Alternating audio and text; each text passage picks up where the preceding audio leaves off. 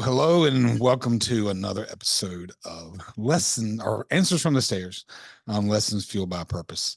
I'm the host, Chris Fester, and with me today, I am super excited because not only do I consider him an acquaintance in my space, the automotive space, but I consider Todd a friend. Even though we may not speak more than a couple times a year, when we get together, it's like we've never been apart, you know? So welcome, Todd. And we're going to get to hear a lot about your story because I don't know that a lot of people know all of your story. I've heard some of it. I've heard you speak, and you gave an amazing talk at a David Kane event one time that just blew me away.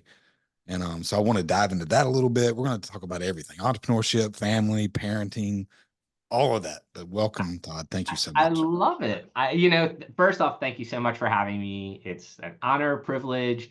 Consider you a great friend, and I know my great friends I don't need to talk to every day, every week. I don't need that. I feel like, as I said, I think you eloquently put it.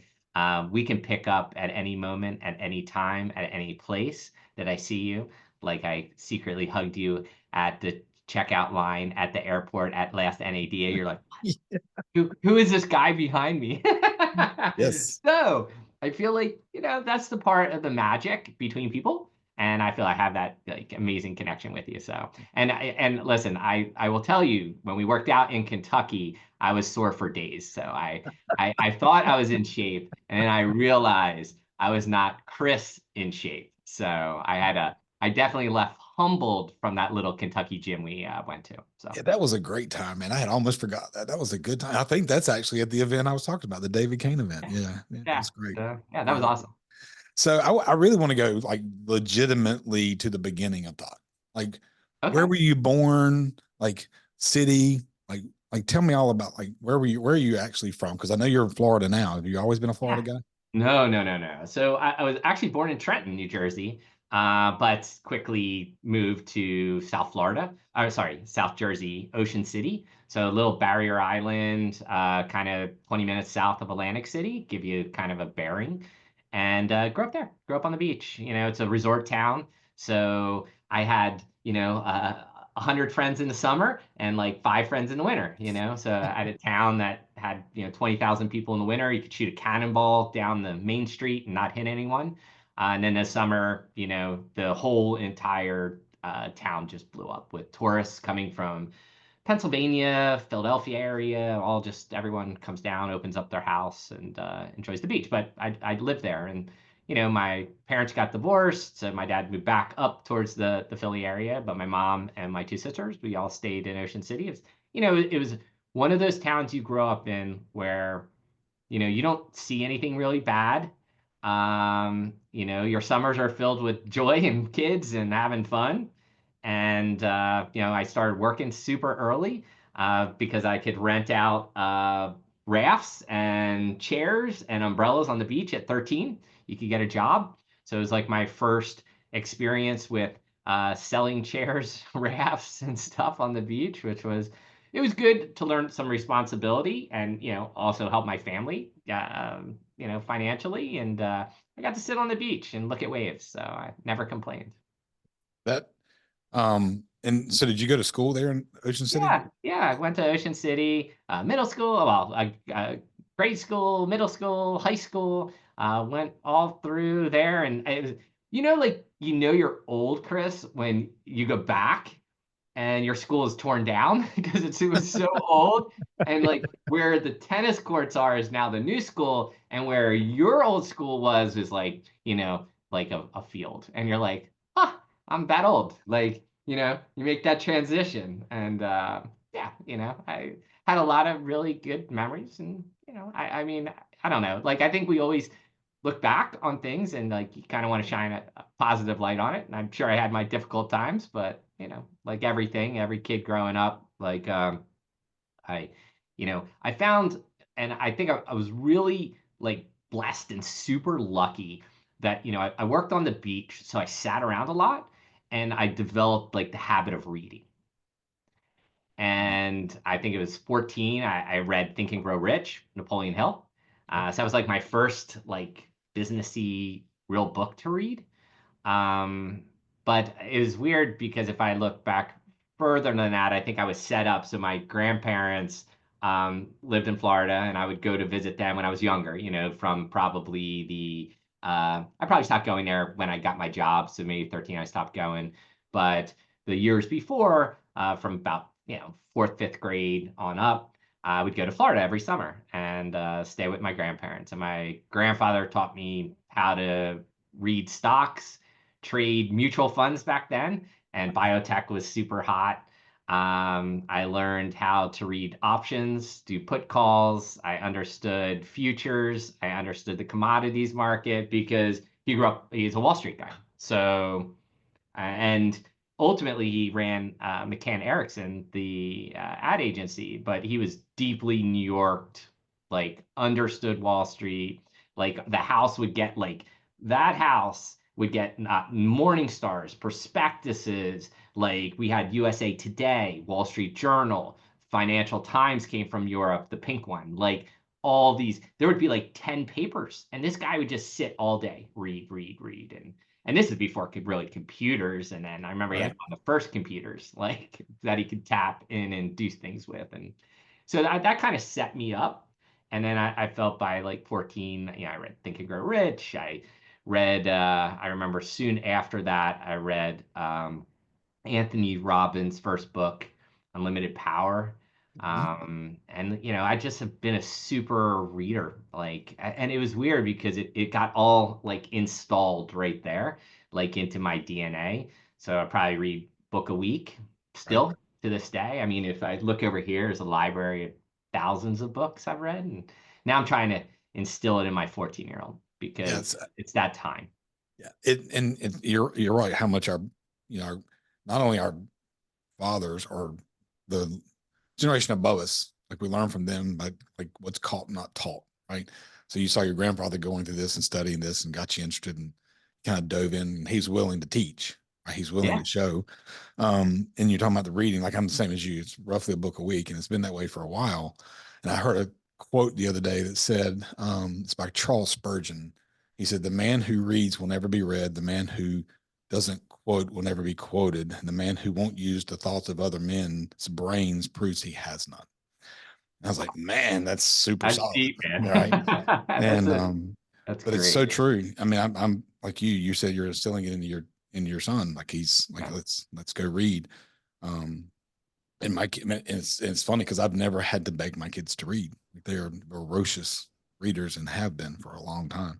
I was going to ask you what was the lesson that you learned from that first job, and you said that really got you open to reading because you had time. It got me open to reading. It got me open to interacting with people in these circumstances where money's being exchanged, right? Like, hey, raft, how long? An hour, And then obviously it had to be taken very seriously because, wind on the beach, umbrellas can blow, they have a sharp end. And I mean, I'd walk into Surf and Sand, that's who I worked for, right? And they're like thing every morning at like 7 a.m. because you had to be up early, and I had to look, and they had like all the horror stories of like impaled person by an umbrella that's blown across the beach, right? So you really, safety was important, which was, I thought, was interesting, and then just the whole experience. I think in general that first summer, 13, I did that 13, 14. And then I ended up moving. The West family owned all the like parking lots right by the center of Ocean City that like fed the boardwalk for people coming in to park cars. So I got, to me, even a better job sitting there and just taking money from people, which again put me in this little shack that I could just sit and read all day long. And I felt like I probably spent a couple of those years really into my own brain, right? Like just kind of like figuring things out, because when I found like a lot of times, like I look back and life's very chaotic and a lot of things are coming at you all the time. And I look back, these were those times where I didn't have a phone, wasn't talking to anyone.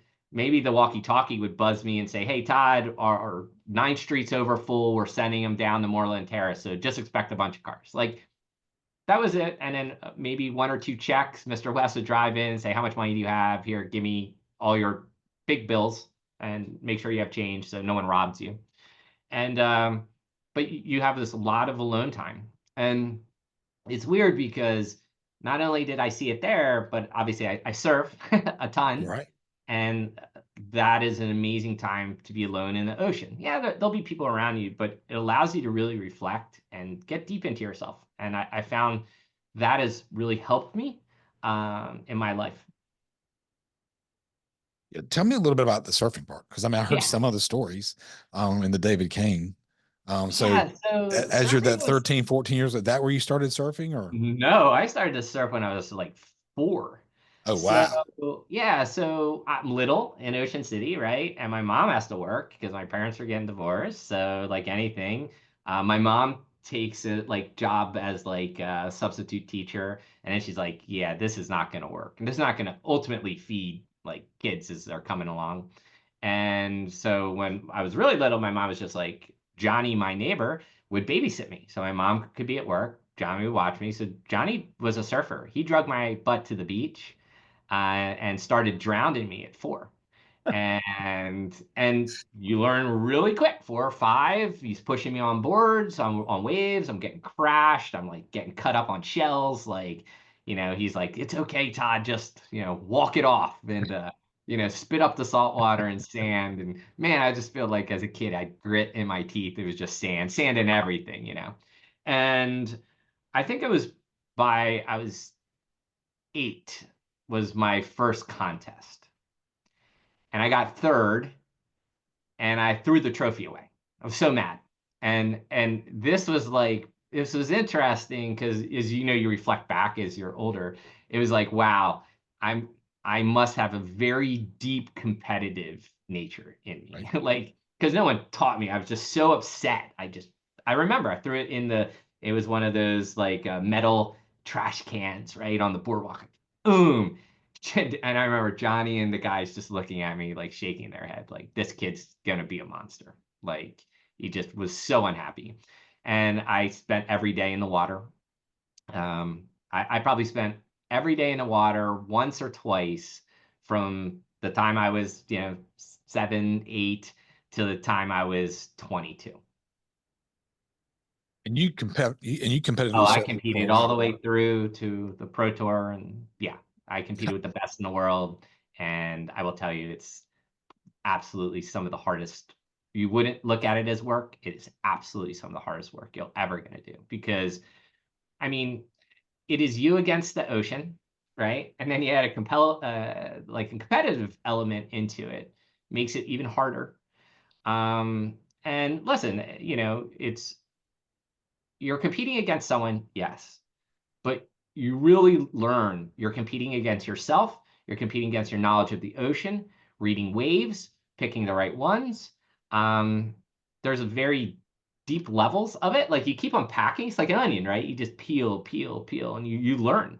And then you learn big differences. I think I was 13 first time I went international, like outside of the US to surf. And I went to Costa Rica and I was so curious. And I went there with actually ultimately my high school English teacher, Mr. Bender, and go to Costa Rica. And I'm like, they don't speak English. What's up? Like Mr. Bender just looks at me like, because I'm a naive 13-year-old kid, right? Like he's like, Right.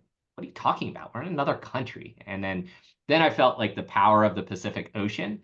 And wow, just changed my entire perspective because I've been surfing moderate waves on the East Coast, and maybe I'd go from Ocean City down to like Cape Hatteras, and it'd be bigger and definitely more powerful, but nothing to I hit the Pacific. The Pacific was an eye-opening experience because you have much, bigger waves coming faster on a steeper shelf, and yeah, it was awesome. And I was like, "There's no Burger King here. There's no, you know what I mean? Because you come from a very like city, like sort of town, but you have a McDonald's, you have Burger King, you have these things. I eat pizza, because my mom was busy, so it's like here's a pizza kid, and yeah, and then it was like, no, go this is a little chicken, like or you're eating eggs, you're eating stuff you just was not accustomed to. So I definitely learned to eat fish more, and like you learn from Right. being out there, and but that definitely sparked my passion to travel to surf and to travel. Ultimately, I benefited to be able to travel the planet to go ride waves. So. Pretty awesome. So your first real culture shock at 13 in Costa Rica. Oh yeah, man. Like I was like, what is going on? I was like, they don't speak English. I was like, what is this place? I was like, that's not a house. What are you talking about? There's dirt on the floor. Like this is, I mean, because back then, think about it, like Costa Rica now is so Americanized. Like it's ridiculous. Back then, you might as well just put your butt in a jungle. Like straight up jungle. Like, like you're macheting through with a mule carrying gear to camp on a beach, right? There was no hotels and luxury and pools and that. It was raw. But it was amazing. Like, that to be there and they had people to surf too, right? So not as much. Now you go to Costa Rica, it's a whole different experience, or Nicaragua or El Salvador, or go down. Brazil is blown up. I mean, Brazil, the surfers coming from Brazil are, it is their way out of the ghetto. And they are amazing, amazing, amazing surfers, but go to Chile. And I mean, there's so many places. Like that's the greatest thing about surfing is you're a nomad explorer, and you can go to amazing places on the planet. Like I went to like a crazy adventure. I was in Africa, and one of our friends got a job as a meteorologist, and he was working for the government for NASA. So he had access to look at satellite imagery. And he said, "Man, this looks like there's a wave up in Namibia, which is on the west coast of Africa." So we were in Africa already. We said, let's put together a group. So we put together a group and basically had to traverse like two minefields. They're mapped, but you still have to kind of, do the slow drive from all the wars that have taken place. And then, you know, talking like a, 12-hour drive through desert with no markers, just navigation. And then you come to a coast, and it was this place called Skeleton Bay. And man, these just perfect waves rolling through, monsters, like 6, 8 foot, and nothing there. So we used to. It was great. There was probably 3 kilometers north of the village, so they would come down. Like sometime when people would come and they'd bring horses, because you'd ride a wave and you'd be so tired, you'd paddle in and get on the horse, and it'd take you back, and then you could do it again. Yeah, like it was crazy. And I don't know how long that wave will ultimately last, because, when you have sandbar waves that aren't really a reef, they kind of change through time, like topography changes. Like it's not, these places are not set in eternity, right? So like pipeline is pretty much going to be pipeline probably for hundreds of years, right? Like it's reef, it's steep Right. in the North Shore, but these other breaks, not so much. So I think it was always fun to be one of the first people to discover these type of things. So, Cool. and there was places I will tell you that, you know, I still know about, which I still wouldn't tell anyone about, like, because I That would, good. they're just, yeah, they're secret spots. Gotcha. And once you get there, and if you tell anyone, then, oh man, it'll get out and you'll be shunned forever. Yeah. Yeah, it's like that the 100 Foot Wave docuseries. I've watched that and I'm like, yeah, like that was nowhere and now it's the place. Right. It's listen, what these guys are chasing, like McNamara and a couple of these others, there are no words. I would not be out in a 100-foot wave. I don't even know if I'd go out on a jet ski if it's that big, because of just the risk. My wife probably would definitely not let me at this Right. point in my life, and obviously conditioning, the conditioning needed to be out there is far different. I've been most excited to see the improvements in safety. Now, you have basically pool vests that'll inflate to kind of keep you up higher in the chaos, the washing machine.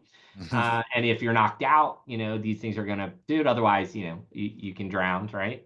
And the skis watching you. I think there's been such a to ride at that level, to push, human boundaries. Things have had to change, right? So technology has changed boards to be able to surf things like that. So they had to get the dynamics right, weights right, to be able to ride these things. Obviously, you had to be able to pull someone fast enough to catch one of these waves, so they had to kind of slingshot them in. And like I think it was Corky Carroll and someone else were like some of the first people to do it off a jet ski, getting slung up into bigger waves that our humans just couldn't catch. You couldn't paddle fast enough, and even if you could, it would probably just dump you. So I think seeing these I don't know. I feel like it's like everything maybe in the last probably 20 years, the technology is improving at such a rapid iteration that it's like, normally you see something maybe every couple of years. Now you're seeing stuff like all the time, every few months, and then I just saw, 100-foot wave in California and someone rode, and I'm like, this is, they're just riding mountains at this point. It's almost like snowboarding down a mountain. It's Like, crazy. except the mountain's coming down on you at some point. So it's like an avalanche. And I've seen guys like riding avalanches, like, you're like, what? And like making it out. And you're like, this is just too hard. So, And speaking of too hard, like sometimes you hear somebody give stories like that, like you give great stories. I've heard multiple surfing stories having conversation with you, and it's just like, man, I'm not a surfer. The biggest wave I'm going to surf is behind my surf boat. It's 3.5 foot, and but just to hear like, and you said it, like being able to read the ocean and understand the topography and all of that. So switching to business, like those lessons you learn from reading, sitting in a parking lot, you know, giving out umbrellas, hoping nobody gets impaled, you know, and being in a booth and like feeding your mind. But at that same time, you're constantly, I mean, you're surfing through all of that. So yeah, it's part of surfing, it's part of training, yeah, conditioning, yeah. waking up in the early morning to surf before school. I'll give you the funniest thing. So I had homeroom. Sometimes I'd end up in homeroom still in a wetsuit. Okay. And then because I'd come in so late and I had homeroom all through high school, same seat I sat in. And then I would run across because I was right across from the boys, like, gym. So I would run in, like, quickly take off clothes, shower, just throw my stuff in. And it was crazy because, the wood seats, you remember wood seats in school? Oh yeah. By my last year, it was totally delaminated. And it was funny because whoever had like first period behind me had to hate me because sometimes it would be wet, sand all over it. They're like, really? Todd is like that guy from the Peanuts, the dirty guy, Pig pen. constantly, Pigpen. I was Yeah. Pigpen all through high school because I was wet, cold, and sandy. And Like, Sandy, right? yeah, I spent my entire life. Yeah. So, yeah, That it guy. was super He's funny. that Like, guy. yeah, I remember looking at, so Mr. Stoffer was my homeroom teacher. I remember looking and him looking at me. He's like, you, in 4 years, you destroyed this seat. And I was like, I didn't even know that was possible. He goes, well, you kept it wet and sandy and grinded it and you grinded all the lacquer or whatever was on it. And now it's like peeled off. And yeah, it was a mess. So, That's wild. yeah. That's wild. So your first job in the auto space was at Ocala Nissan. And that was in, So actually, before something that, before that. yeah. Okay. So my first job was a kind of summer out of high school. So both my neighbors were in the car business. FC Kerbeck was one neighbor, and Chip Miller and Okay. Carlisle area car dealerships. And so my first thing was like cleaning, detailing cars. Yeah. And then so I did that as like side money. Mhm. And then I started to sell cars part-time as a way so I could be on tour and then come back and then you're off. And I practiced, but I needed to make money, so I learned to sell cars. They helped kind of guide me in the business. And then I moved to Florida and I needed a job.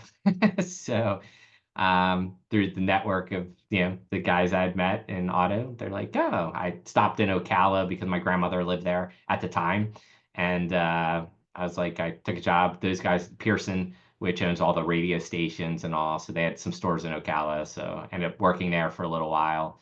Kind of that was when I was like, okay, I'm gonna have to take this serious now. Like, this is gonna be a career, and that's where that started. Yeah. So what made it seem like it was going to be a career? I mean, you had been surfing, so it was just the idea Been that surfing. surfing wasn't going to be a career and you needed something different, or I feel like surfing turned from I love it to I have to do it. And I think that changed in me. Like I didn't want to lose something I loved so much. And surfing to me, I still love. And because I don't look at it as a competitive thing. And I think my competitive nature was distracting from my love of it. And at that time, there wasn't a lot of money to be made surfing, not at all. And I'd come back and friends had jobs or friends are like, in auto, they're making money, and especially back in like early '90s. And so it was a big eye opening, and I didn't come from any money. I came from nothing. So I mean, my parents got divorced, our house got foreclosed on. Like, I mean, as a kid, I went through these traumatic things that money was always like in scarce. It was a scarcity around the house. So there was no comfort. So everything I knew I would have to do and make it. And then I realized I was like the car stuff I felt I was just good around people.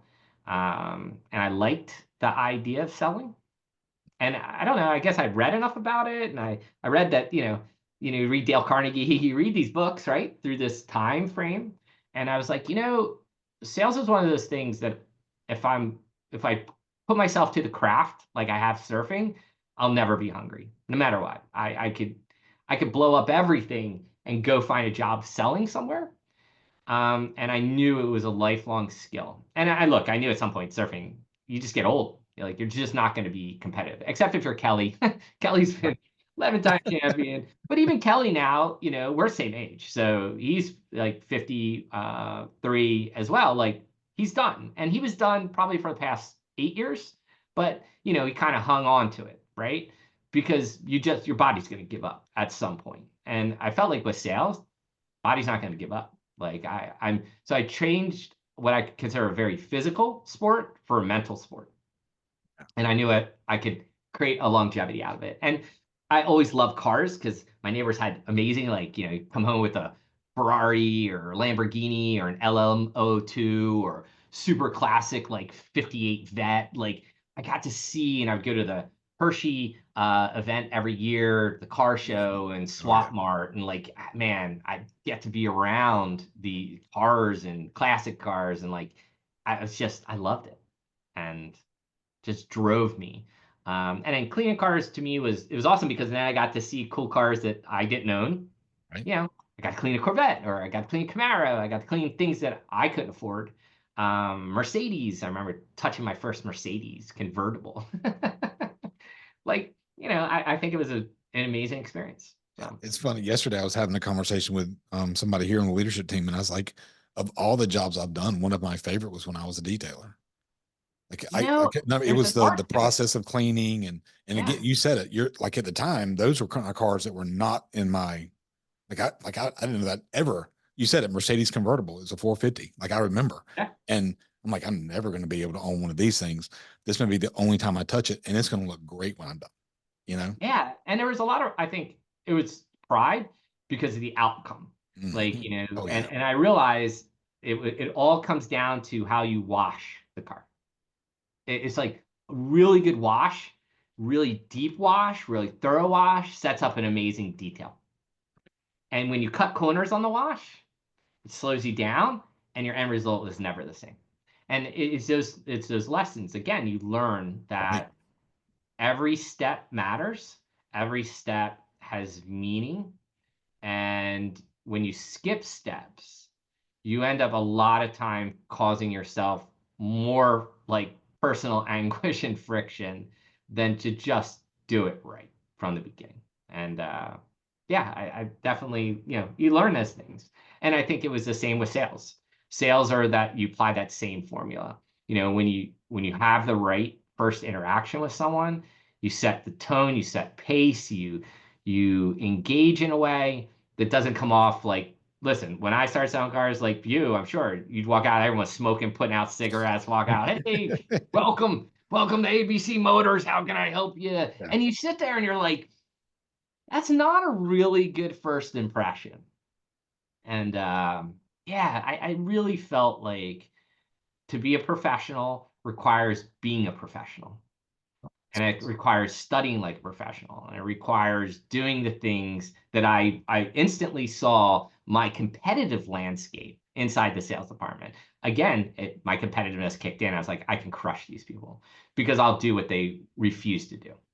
And that's make it a craft, not just a Yeah. job. That's So I could get like money to go to a bar or drink or something, or, spend money out the track or do this stuff, which was none of the stuff interested me at all. So I was like, nope, this is like, I'm going to jam this out. I'm going to make it a real business for myself. So when you moved from, because the next thing is like it's Bo Williams Buick, and I think you were a manager there, sales manager, is that right? Yeah, so Yeah. so this is the stories of like, oh, here I'm selling, and next door, Alex ran that store, and his dad Bo, professional golfer. I loved them. I was friendly with them, and I remember I got in a fight with Steve, the guy who ran Ocala Nissan, and it was it. I just walked next door. I literally walked right through the parking lot and said, "Listen, I can't deal with this anymore." I did, and Alex is like, "Here." And John Hanley, who was the used car director at the time, is like, "Yep, here, come on in."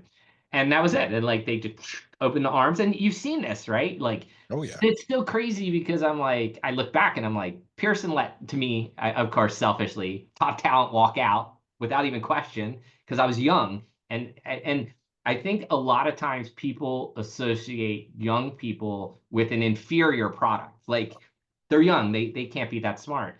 But if they're hungry and they have the drive, it's your job as a leader to grab that energy and shape it and direct it. And it's funny because many auto organizations, I find, do not have that skill set.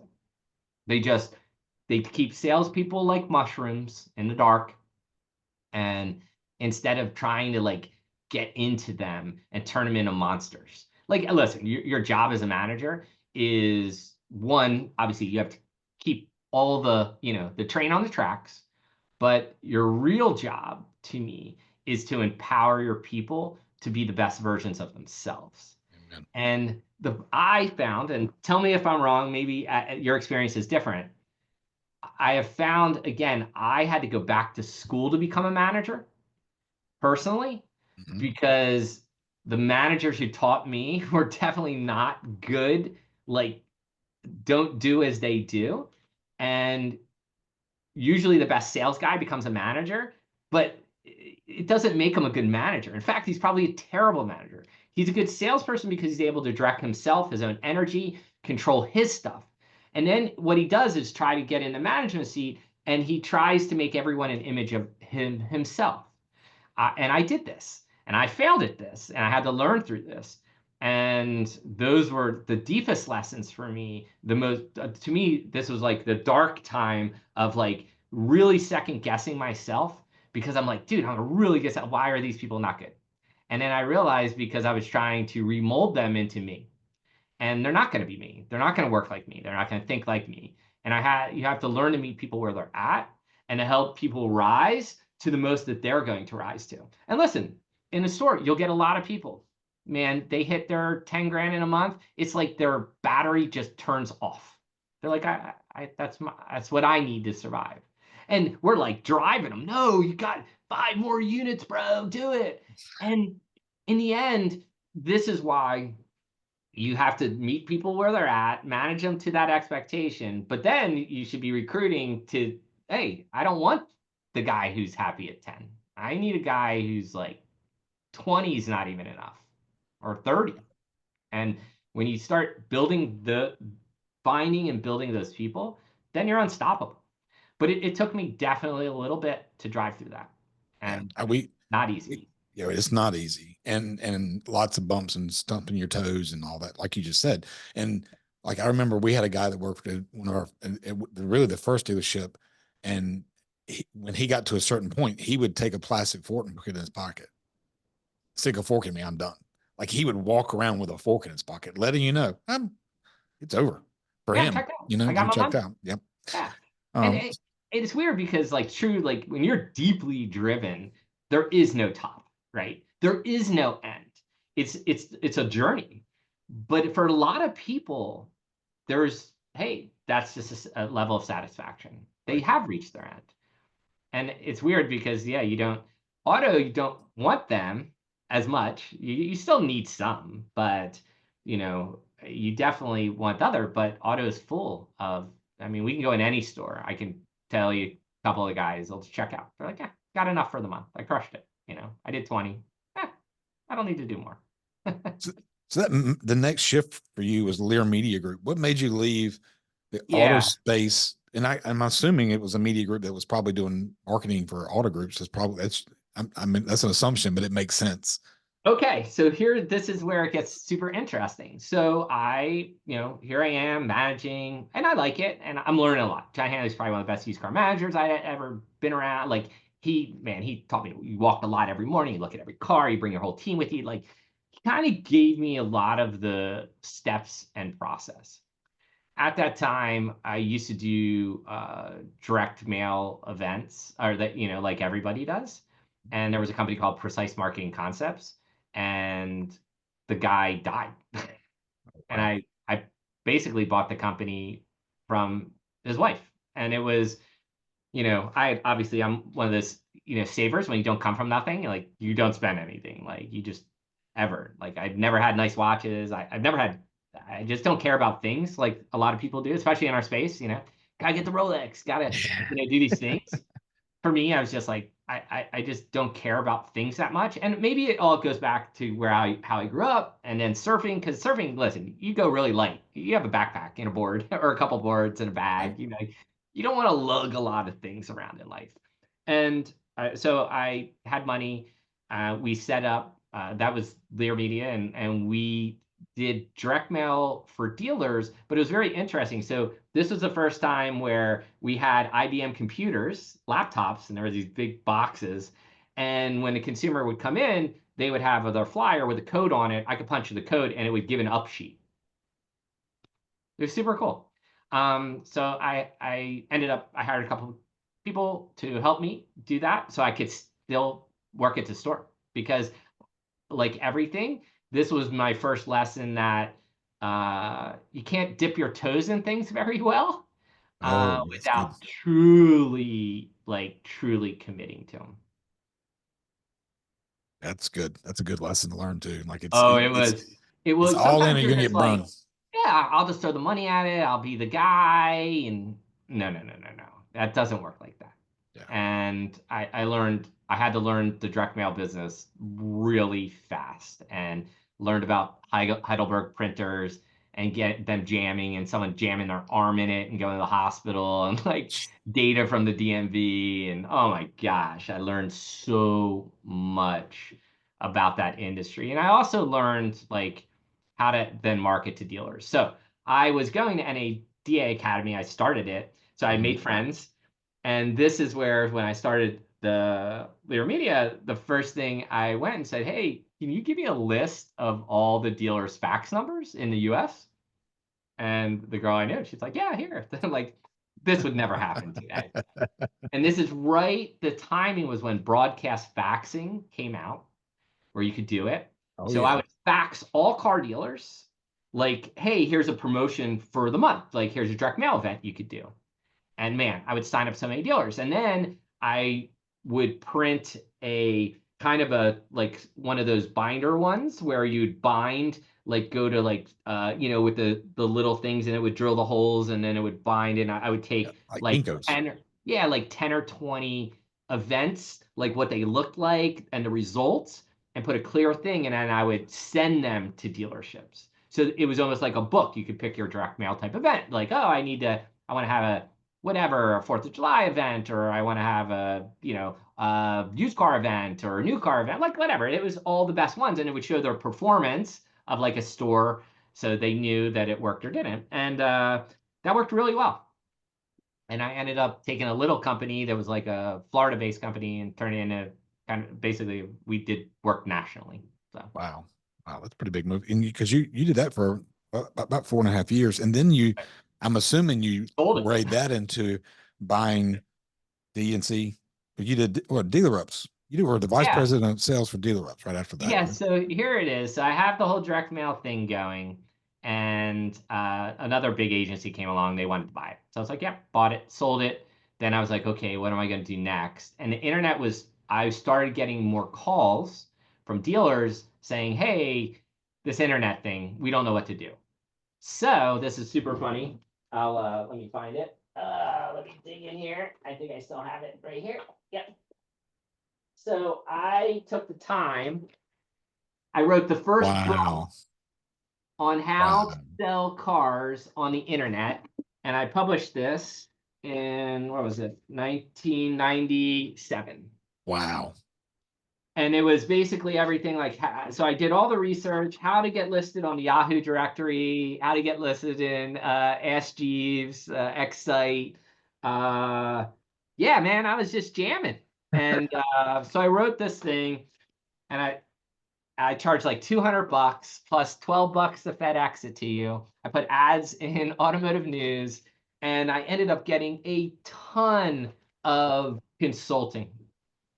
So it was weird because I'd never really consulted, so I had to learn that business as well. And from learning that business, I learned like obviously dealing with really big companies. So like AutoNation became my client, Merits. So in a partnership with Merits, I helped design Mazda dealers online. We did buy a Toyota with Merits in partnership and University of Toyota. So I worked on that project as like a SME, subject matter expert.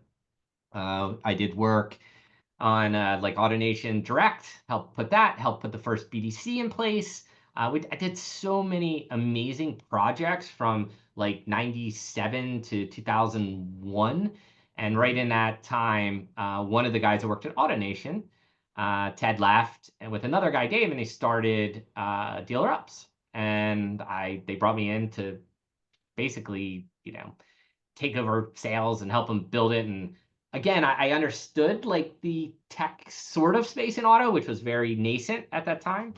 Wasn't a lot, like people were still using Outlook for lead responses. And look, like I can tell you 1996 NADA going, seeing Pete from Auto by Tel, and Oh, Auto by Tel had wow. just come out, Yeah. and Pete had it set up like a little circus where he had the stage and the mic, and then he's like, "Come on, lock up your territory for leads on the internet." And then you had to go in the back, and they swiped your credit card for 5K. Yeah. You're out.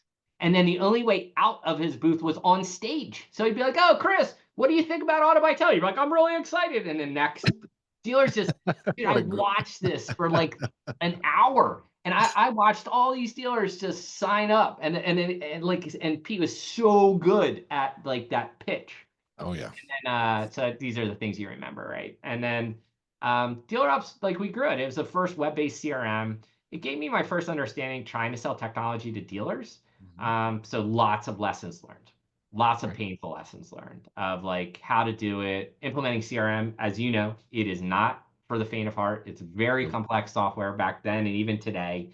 Um, and you learn very valuable lessons. Like every dealer would be like, "Who's your best dealer on this?" And we're like, "This guy." Well, give me his follow-up cadence. And then what I learned was you can't be someone else. And when you try to implement theirs, you'll fail because you don't have the habits, reflexes, you don't have the processes that they're doing. And it's not just a follow-up sequence. And this is where, we saw a lot of CRM like just blow up because these guys, our mistake in the beginning was like, oh, one size fits all. Everyone should do the same thing, and it's not how it works. So I learned a lot of lessons. I bet. Yeah. So how did that foray into actually, because DNC, you actually were the dealer principal. Yeah. So sold Dealer Ups, and at that time, look, I've always kept my ear to the retail side. And I had a friend who had a store in Jersey, and he's like, "Look, why don't you take it?" He goes, "They have a Honda store," and this was a distraction. I was like, "Sign me up," because I knew I didn't want to continue with JM Family who bought Dealer Ups. So I was like, I want to go back to the roots. And I was like, it's Jersey, so it's like I'm not going to leave Florida, but I could go up there and stay. So I ended up buying a place in Edgewater, so right north of Hoboken, overlooking Manhattan and Empire State Building, 74th Street Boat Basin, and That didn't easy suck. drive up Palisades Parkway to get to Westwood. And it was a small store. And my goal was just turn it up and make it really successful. And I did. And there's a point where group came along and said, we want to buy it. And it was fast. And I think it was just timing. They wanted to move it, and they wanted the point, and we had built a lot during what I call kind of an ugly time, Mhm. in the business. And that it's weird because everything happens for a reason. So, and during my up and back flights, because I'd fly home all the time to Florida, to my house, I read an article on the plane. I don't remember what magazine, but it was how Earthlink was using broadband. Oh no, Earthlink was using chat to sell broadband subscriptions. And I was like, wonder if chat would work on a dealership website. Because Right. part of my premise when I bought that store was like, I'm not going to do any traditional marketing. I'm going to do it all online. So that meant my website had to shine. I had to turn it into a lead magnet. Obviously, I'd buy third-party leads to support it. I'd spend good on SEO when nobody did this, is back then. And Right. I just dove into it. So I updated this, a decade had gone by. Some principles were the same, some changed, Right. like, right? Right. And I put a whole monster process in place. And I built a BDC with 8 people, and we were machines. And we were doing good until I put chat in. And then we were doing great. So it was super weird because I'm looking and I'm like, wow, look, think about this. 2007-ish, I'm generating 16, 18,000 unique visitors to a Wow. standalone Chevy website. Like that doesn't happen today in some cases. That Right. is monstrous, right? My website was 877getchevy.com. So my phone number was my web address. Right. So it's super easy to like just call us, do whatever. And so in this process, I was like, I'm gonna put chat on. So I found a chat company in England, this company called Who's On. Stephen Parker owns it. I called him up and I'm like, hey, hey British dude, can I put chat on help me put chat on my car dealer website? And he's like, sure, mate. Let me help you. And so he helped me put it on. And I can tell you that the first day I put chat on, it came on at like, I don't know, he put it on, it was finally the night. Maybe it's like 6, 7 at night. And I remember I was sitting in my kitchen looking out at the Empire State Building. It's all lit up, kind of cool colors. And it was red, white, and blue at the time. I still remember this. And I could see people on my website. Like I'd be in the software, and I'd be like, there is all these people on my website right now. So at that time, you could send, so normally chat just pops up. You could actually send a personalized message to the consumer. So I was like, oh, this guy's in Ramsey. I'd be like, hey, I see you're in Ramsey. You're not far from the store. What questions? Dude, people are leaving my website like on fire because think about how freaked out you would have been in 2007 if I would have said, hey, I see your blah, blah, blah you look like you live on a farm. Because back then you got the geolocation, I got the keywords you use. All this stuff doesn't exist anymore. Super freaked out. There was so much data, and I was like, oh. And like being the sales guy, I was terrible. So I literally walked. I was like, okay, this is not working. I'm people are leaving my website like crazy.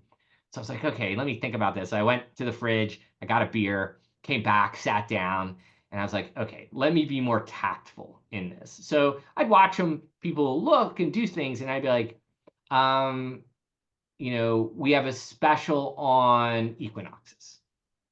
Boop, they'd hit in chat. Like, Uh, I had to figure it out. I set 3 appointments that night. wow. I went into my BDC. I was like, this is your whole job. You're going to fish all day long. This is it. And that was it. And we crushed it. So I sold the store, came back to Florida, and I was like, there is a business here. And Active I started engage. active engage.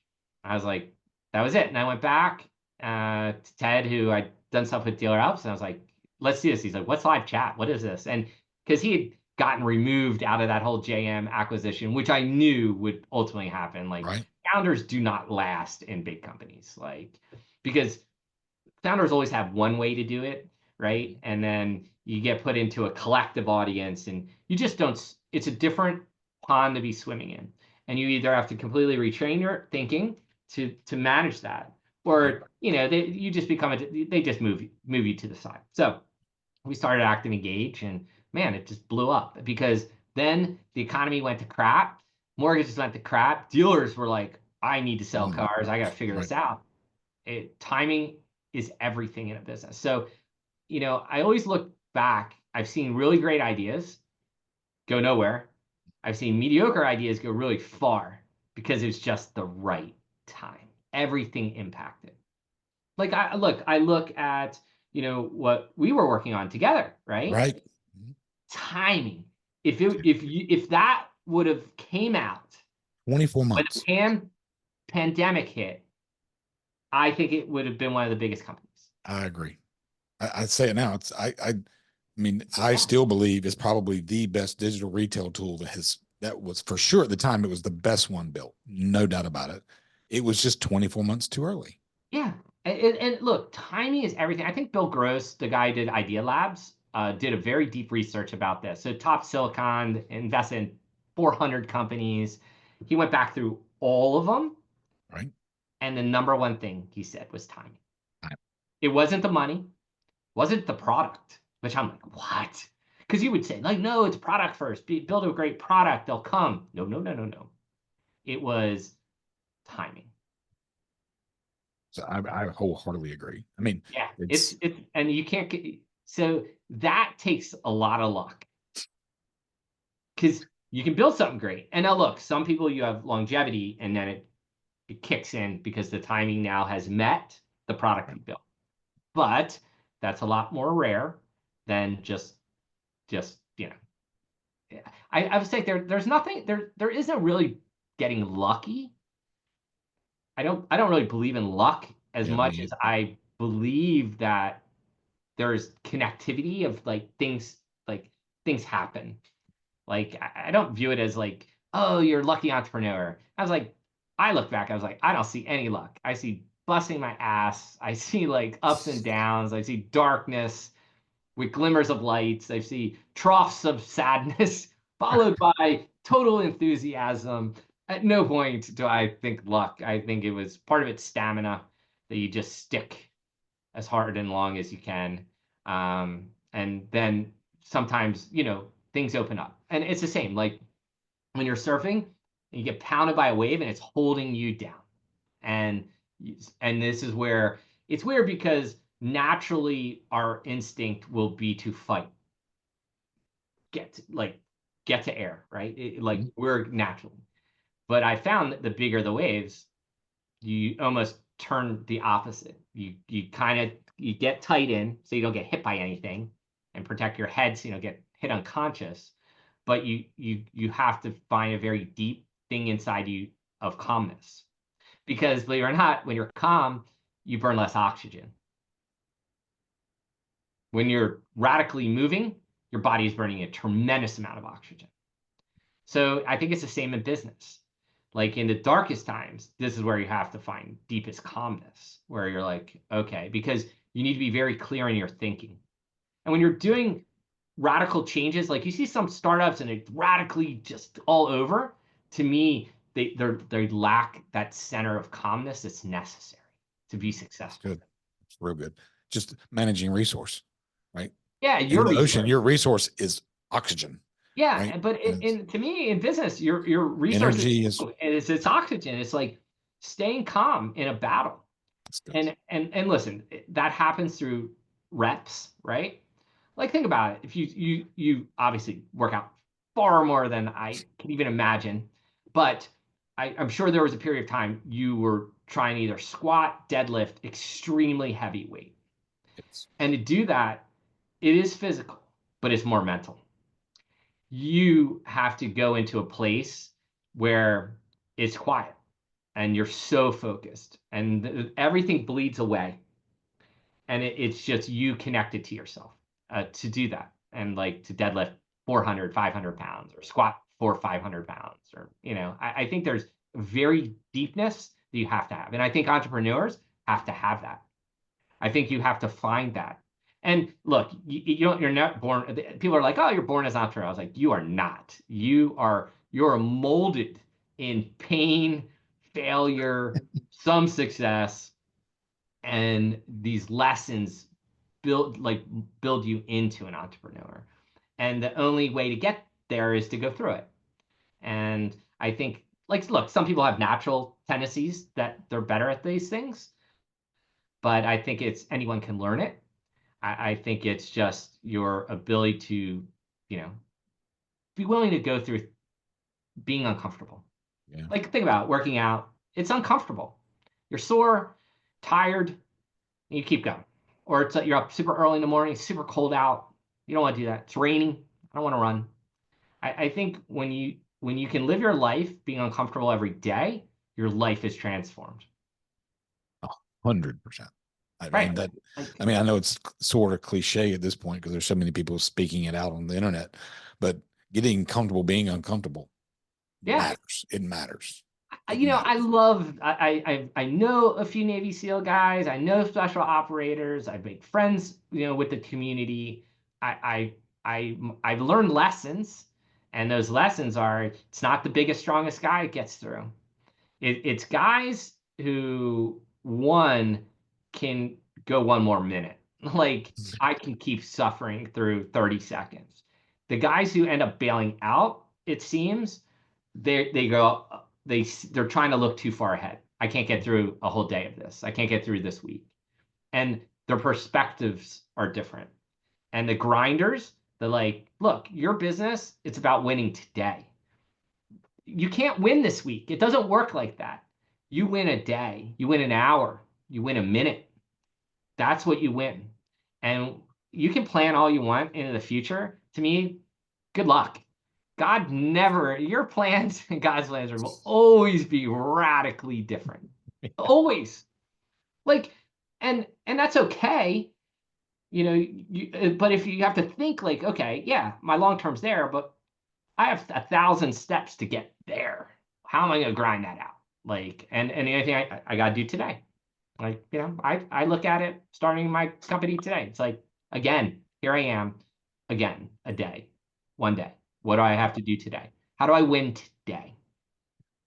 So, I want to ask because you're talking about a lot of stuff that you've learned over all these steps on the treadmill, like on the stairmill, like that's Yeah, And when I look back at your stuff and things you've been involved in, the first time you ever talk about like a purpose or having a company statement was through Active Engage, and it was that people sell cars and not technology. yeah, Right. And I know you still are involved very heavily in technology, and we're definitely going to get there. Right.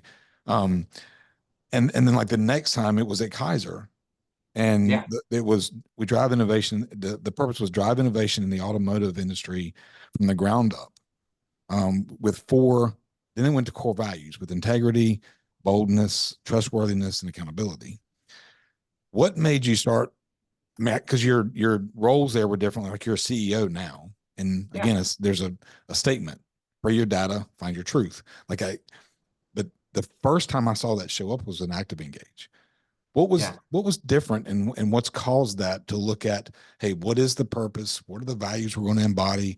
How much of that comes from you as founder and managing partner, and see like what's like I guess because it was the first time it showed up. I was just going through. I'm like, wow, there's a shift there. What caused that? I, age. Listen, it's experience, right? Mm-hmm. I love that saying, it's better to be a warrior in a garden than a gardener in a war. Right. And you learn these very hard lessons. And then you kind of have to look. I always find, and I don't know, maybe it's therapeutic for me. I do spend time where I kind of remove me from me, that I can now look down on me and look at what I'm doing, how I'm operating, and see myself through a very kind of clear lens. And it hurts sometimes. a lot, honestly. It's not Yeah. it's not a pleasant experience, but it's a very deep and impactful experience. And I think I hit an age, like when I started AE in my, like, well, I guess I was in my late 30s. I think I had become a more changed person, and like as a just in general. And I realized to build great businesses was going to be far more than what I alone would do. And I knew I would need to assemble people around me. I would need to get these people to believe in what we're doing.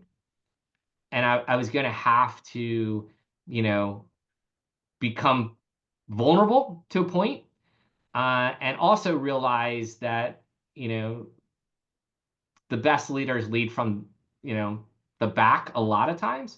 There are points when you have to lead from the front. When you're in crisis, you lead from the front. When the company is moving on pace, you can move back through the middle of the pack and kind of help, and then move to the back and let your team win. Good. And I think AI, like AE was kind of the first where, you know, we had obviously a lot of employees, you know, built a big business. When I really realized, and from the ground up, you know, you take over a dealership, you have a lot of pre-installed structure of a franchise. Like, yeah, you have to be a good operator, you have to be a good people person, you have to know how to hire, fire, train, but a lot of your systems are pretty developed. AE was like, there was no systems, there was nothing. So it was like building all of that from the ground up. So that to me, we did this, created the statement, created the vision, saw the impact. So then again, you have these outer body moments when you're like, to be successful, it's going to take this. And I think it's a good, again, from the special operator community, a team goes, you survive buds as a team. You can never survive buds as an individual. Right. You survive business as a team. You will never survive business unless you're like a micro influencer doing this stuff, which, yeah, maybe that's great. You're not going to build, you know, $1 billion business doing that, in my opinion. Yeah, maybe at a point, sure, there could be because of AI, there could be a time when there is $1 billion single person entity company. Absolutely, I believe it's possible. But in our reality of today, you're going to need a team. This team's going to have that deep belief, and we all need to kind of have the same like view. And I have a good example of this. So when there was a company that was a shipbuilder for almost 100 years, and in front they had a big giant rock, and it was carved. It said, "We build ships at a profit if we can, at a loss if we must, but we build ships." Mm. Okay, and super interesting. They had this out front. Ultimately, the company gets sold. They remove the rock. The company literally plummets into nothingness. They put the rock back. I bet. Right. And it's because that rock was focused. And I'll give you another example of this. So if you've ever gone to Facebook and you drive down One Hacker Way, and you go onto the campus, that's the old Sun Microsystems campus, right? Sun was an enormous company in the Valley. And then Huge. poof, right? So on the front, as you pull in, you see Facebook sign. You pull in, as you're leaving, it's still the Sun Microsystem sign. And it's because it's there to say, look, this could happen to any of us. That's good. We could be made irrelevant. So I want this to be in your mind every day as you leave work, understanding this could happen to us. And these are those things, like, you know, in our journeys, we hang on these things because they're very powerful. Good. That's really, really good. With core AI, Yeah. that's where you're at now. The free your data, free your truth. I love that. Right. Um, but it's My on a mantra. mission. Yeah. But on a mission to transform the automotive industry through AI and data innovation. Because being in this space, one of the things that's been the hardest thing is, I mean, you think about the idea of advertising attribution and all the things and the data points we look at. Yeah. KPIs inside the business are not that hard to come up with, but getting what feeds the KPIs has often been very difficult. It But is. what, It's go super ahead. hard. Yeah. No, it's But super hard. So yeah. And I do want to talk about that, but as you being the founder of that and knowing what you really feel is important is solving real world problems, empowering teams, educating and sharing and fostering the next gen. How do you see that part of you like being birthed and like coming to the ultimate flower through this new venture? How do yeah, you see that playing out? look, I look at this venture is like a culmination of my life. Mm. I probably didn't have to do this. I wanted to do this. And there's a difference. And for me, I looked at it and look, we've had conversations about data. And data to me has always been interesting. And I've been involved in data, listen, since I did direct mail, right? I had manifest Mm-hmm. lists. Like, Right. so I've always been around the data side. And I remember back in maybe it's 95, a book was written called One to One by Don Peppers and Sarah something. I don't know if you remember that book. It was all I don't about a remember that one. future of one-to-one marketing. And I found it, and I always liked marketing. But what really stuck me when I started Core, from when 2022, when AI really kind of to me was birthed, when we saw LLMs, and once you really cut through it, there you come to a stark realization. What powers AI is data. No data, that means no AI. And as you glance into automotive, you realize all the data is locked up and siloed all over the place. And then the deeper thing I realized is like dealers will never leverage AI with the current data infrastructure of our industry. And I was like, the current providers are not going to fix that. It's not in their best interest. So then I was like, someone has to fix this. And I think probably you as a dealer and every dealer I talk to, there's a lot of frustration around data. And it's just hard. We don't trust it. We're having to hand compile an Excel reports on the side. Like a lot of work goes into getting us the data that to run KPIs or to understand our business. And I feel like that has to be fixed. So as I said, free their data as a major thing to me. Like one, I want to break down the walled gardens of data. I want to help dealers organize the data that they actually own it in one spot. So think of me as like AWS for car dealers. Like get Right. all your data, get it in one spot, normalize it, right? Put it into the right data format, enhance it with us iData, and make sure it's what's vectoring and put on a graph and make the relational tables that AI you'll be as a dealer be able to use it. Because unless this happens, dealers will never get to this. And to me, this is a problem we're fixing. And I can say I know it is because of the already feedback I've gotten from the dealers we're signing and the dealers are waiting to even get onboarded. I've not had this kind of business interactions. Like normally, you fight to get deals and have to convince dealers of a million reasons why they should do it. I've not had a problem talking to a dealer saying, "Do you want to get all your data in one spot?" And they're like, "Yeah." And I said, "Okay." And because of that, once you do that, it unlocks things. Like to me, one of the most like I love interesting stories. And I think for you, if I said, Chris, like how many people are in your Toyota database? Maybe you do know, or you go, I don't know, maybe 30,000, 40,000, whatever it is, right? And you go, okay, well, how many of those people right now are looking to buy a car and shopping? And now if you're a savvy, super savvy dealer, you're like 1 to 3%, Todd. But with AI and the things we've been able to produce with propensity scores, I could tell you the exact people. And that's a change.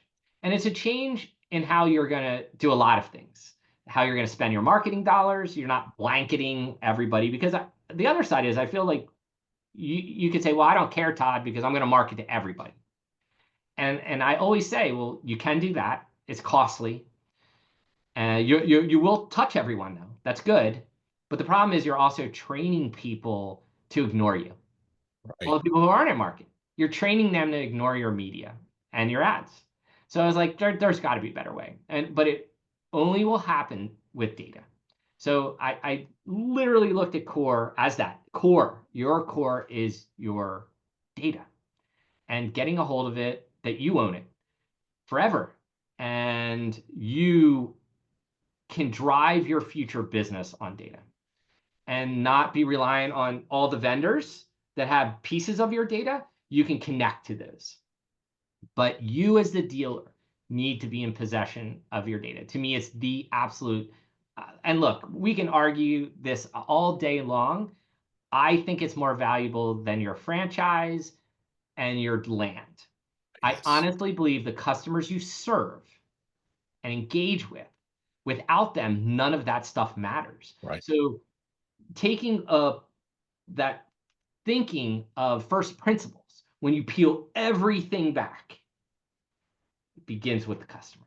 And you better know them and you better build relationships with them. And now with technology, you can do it at scale and you can do it way more economically than you could have before. And this is why I don't know. Like you wake up and you're like, this is it. And I think when we first started Core, I started to mess with messaging.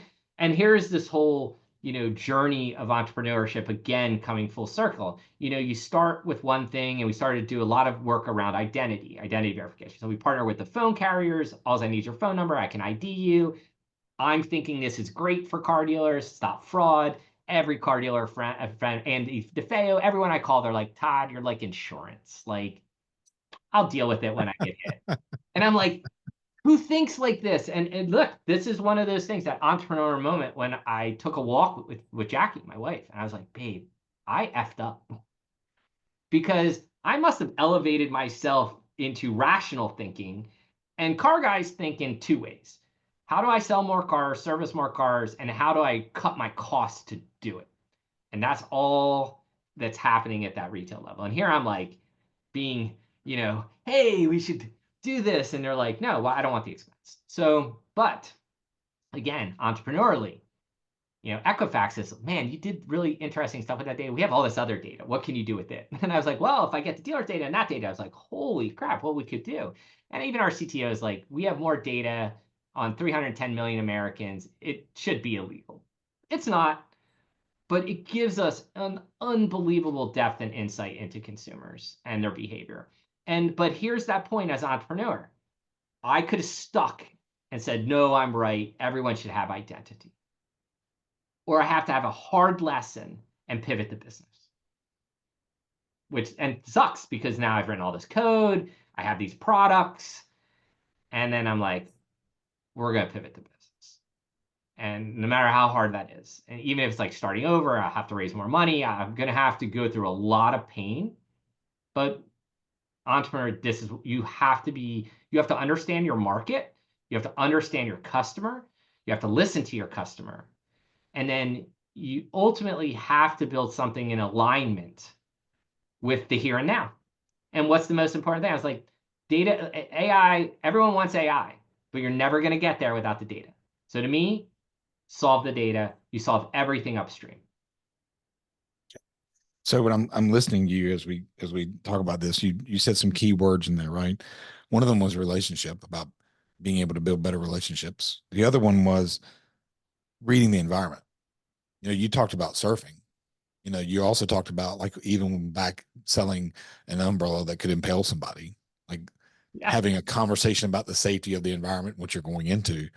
Like, there's not a point in your career that I can see from the age of 13 as semi-pro professionals. Like, were you considered a professional surfer at Oh yeah. 13? Okay, so Well, no, professional not at surfer. 13. Okay, And not till I know I you couldn't got qualify there. until I was 18. So I Okay, surfed like NSSA, gotcha. ASP, all the little Right, ad stuff up and down the coast as a kid, winning trophies, right. getting crushed here and there. Slater would crush me and I'd get mad, all those things. But yeah, but in every single walk of that, right?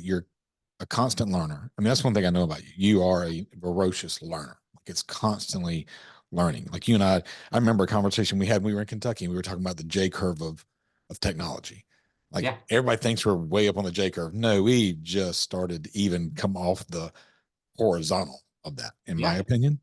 But through each step of your personal growth, like you're always leaning on the lessons you learned in the last step, right? But thinking about what's the next step I need to take, but also fulfilling a purpose that for you sounds like the solving of a real world problem and empowering others, like all those things. That's what's driving you individually to help other people be successful.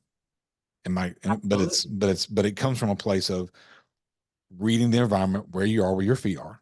The idea of the individual grind. Like one of the things I like to say is be where your feet are. Yeah. Like just be where your feet are. I got that from Jesse Itzler. It's something he says all the time, right? And it's so true. But it's neat to hear the story of Todd.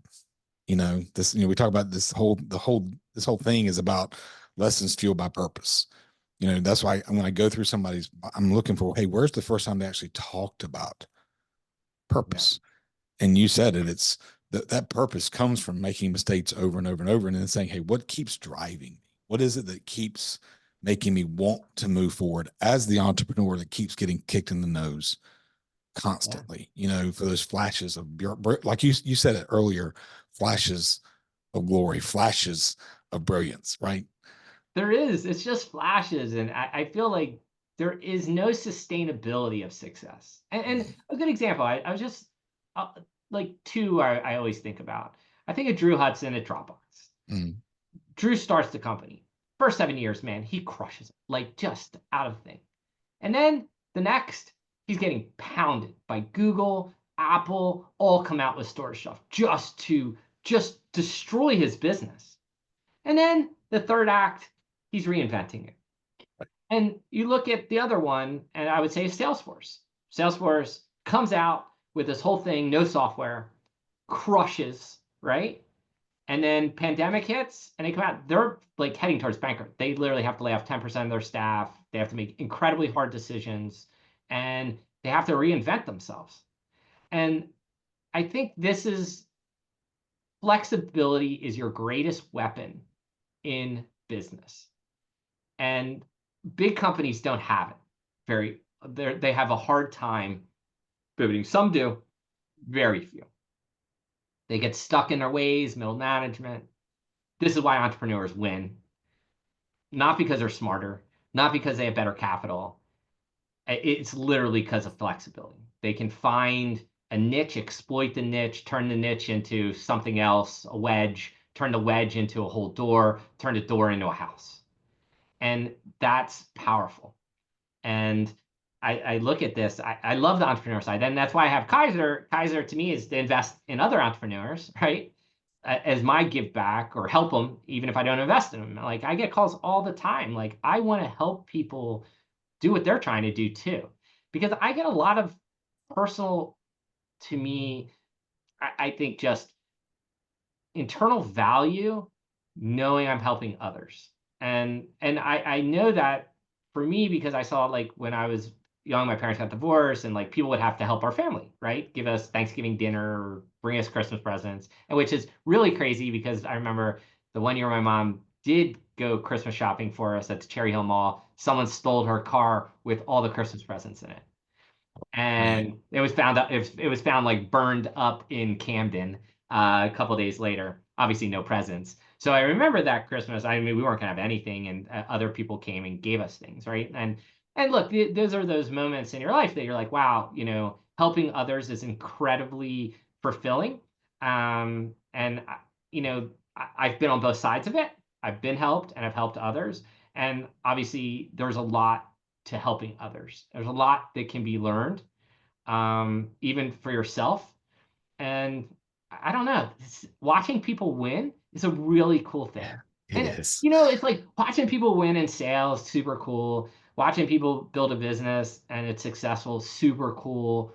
Watching my son surf his first wave, super cool, right? Like, Right. or snowboard. Like, I don't know. It's like, you know, obviously we all have to live our lives, but there's a lot of value in helping other people live their lives too.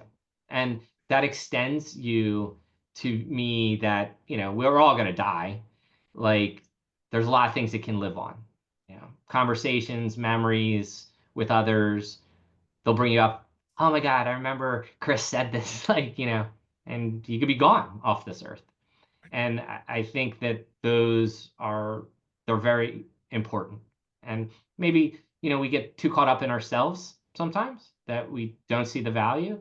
But, I think as an entrepreneur, I realize like this, it should be part of you, and these are lessons I want my son to learn. Whether my son, I don't know if he has the entrepreneur gene or not. That'll be his decision in life. My goal is just to help him do what he wants to do, not do it for him like some parents. I think it's just, hey, this is, go do it if you want to. I'm your best cheerleader.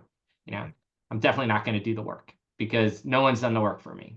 And from the beginning, like whether it was surfing, whether it was trying to build a business, whether it was working for people, you got to put it in. So we've talked about a lot of lessons today. And before we go, if you could weed through all of the lessons, the one lesson you would want everybody to hear, do you feel like you've given so many good ones? Yeah. What would you put at the very top of the list? Wherever you are today is not set in stone. It does not define your tomorrow. It honestly doesn't define your next hour. You could be overweight, unhealthy. You could get up right this second and walk around the block. I think the most impactful thing is you can change any circumstance in an instant by action. That's good. And if you take that action, another action opens up, another opportunity opens up, and you may find yourself on a road you never thought you would be on. That's solid. Solid. Todd, thank you immensely for your time today. And this has been fun. It's an honor to be here. Thank you. It's been so fun. I don't know if I've ever really kind of told my story, so I feel it was a good therapeutical session for me. Thank you. And I know people will get a lot of value out of the lessons you've given us today. So thank you so much. Thank you.